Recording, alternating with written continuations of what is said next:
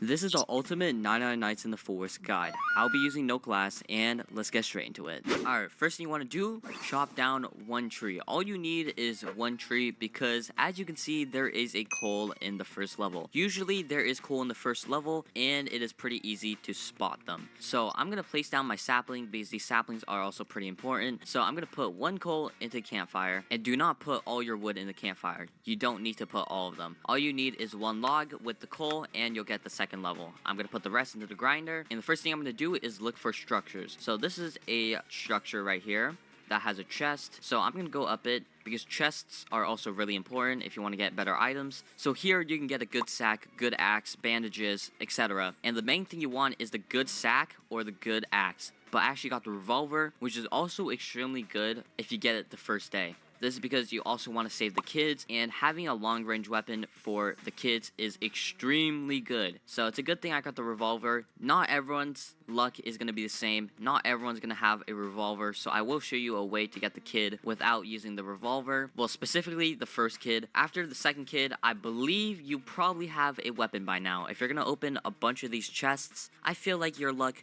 you should be able to get a revolver. And I got a full sack, so I can't bring anything back, but you are able to drag an item back, so I'm just going to drag this bolt back. Alright, cool. So now the crafting bench. Let's talk about the crafting bench. All the items here are extremely important. The most important things in the first level crafting bench is the map, the old bed, and crafting bench 2. I usually buy the map first, always, every time I play a game, so that's what I'm going to do. I'm going to chop down a tree, and my campfires are about to run out, so I'm probably going to put in a couple logs. Since I saved the extra 2 logs instead of putting it in the fuel, I can just simply put one in here, put one in here, and we can buy the map. Alright, after you buy the map, or it doesn't have to be in order, but I usually always buy the map, at least on the first day. Alright, so now let's talk about this building right here. This building is extremely important because there are these things called chairs. These are wooden chairs. There's also metal chairs. I'll talk about that if we are able to find a metal chair building. Okay, I got a good sack, which is extremely good because that means I can hold 15 items now instead of 5. So it is much better than the old sack. So I'm going to go back to base, and metal chairs specifically give 5 scrap, and wooden chairs specifically give 5 wood. We're going to drop everything. I got 4 chairs, so that means after I drop these 4 chairs, I should have 20 logs. So boom, I now have 20 logs. There are 4 different buildings that give wooden chairs. So now, since I have all this wood, and I got lucky from the wooden chair building, I'm going to buy the regular bed, because these beds allow you to get an extra multiplier. These multipliers will help you a lot to your journey to day 99, because you want to beat the game as quick as you can, because if you have no multipliers, it will take you around 700 minutes of gameplay just to beat the game. So getting these multipliers will be really important because that means you'll probably be able to chip down your time by like 90%.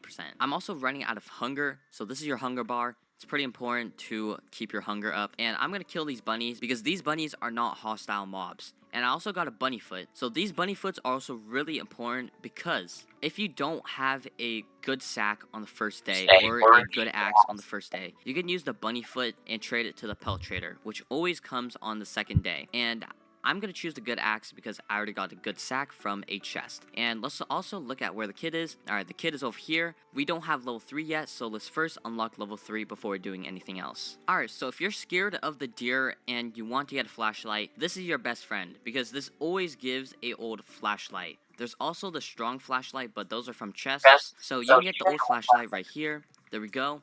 And with the flashlight, you can fend off the deer. Alright, so all you need is around 3 coal, I'm pretty sure, to get the 3rd level, and I have got the coal for it. So boom, and boom. There we go. And I'm running out of hunger, so let's kill some of these bunnies real quick so I can get their morsel. And the morsel is a very good source of food. Alright.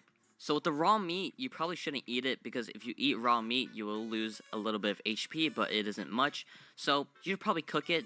You can cook it in the campfire, and it will just make you get so much more hunger from it. So now let's go save the first child, since we can do that. Before I do that, I'm going to buy the old bed so I can get another multiplier, and I'm also going to buy the compass and the sundial. Alright, so now we can save the child. So I'm going to show you how to get the child with only an axe. So I'm not going to use the revolver at all. Alright, so there's something called kiting, but all you got to do is alert one, and you just got to look at like a 90 or 45 degree angle, 90 degree angle, whatever angle that is. All you got to do is walk and just keep swinging your axe. And you can also do this in first person. You just gotta angle it correctly. And if you hear the hit sound, that means you're hitting the wolves, which is good because you need the wolves to die so you can get the key.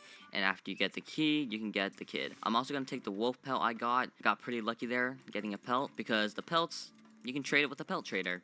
Okay, we got the key, so let's insert it into the keyhole, and we can officially save the first child. You can open the chest, that's optional. I already got the 2 items I mainly need, which is the good sack and the good axe. We're gonna bring back the kid. I'm gonna cook all the meat I got from the wolves, and this will bring us to full hunger. So the kid's gonna automatically go to their little space, and I'm gonna cook all the meat. The more food, the better, because if you run out of hunger, and you don't have any food at the base, well then you're kind of cooked, unless there's like a bunny or a carrot nearby. But now it is time to explore. So I'm gonna explore at night. I'm not scared of the deer. I have a lot of experience, so I'm not scared of the deer.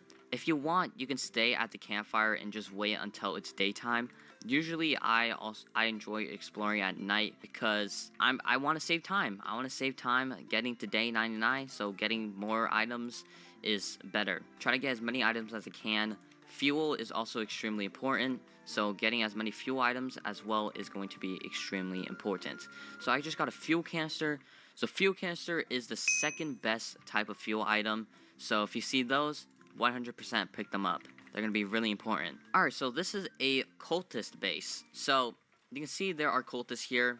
Honestly, you can ignore them because these type of cultist bases do not give cultist gems. And we're going to talk about cultist gems further into the video because those are also really important items. And frogs are here. So now you can officially get your first weapon. After the frog update's gone, I'm not sure if you're still going to get the poison spear, but currently, as of now, you can get a weapon for free, basically. So let me first drop everything out of my sack, and I'm going to put all my fuel into my campfire. Pretty sure this is enough for level 4.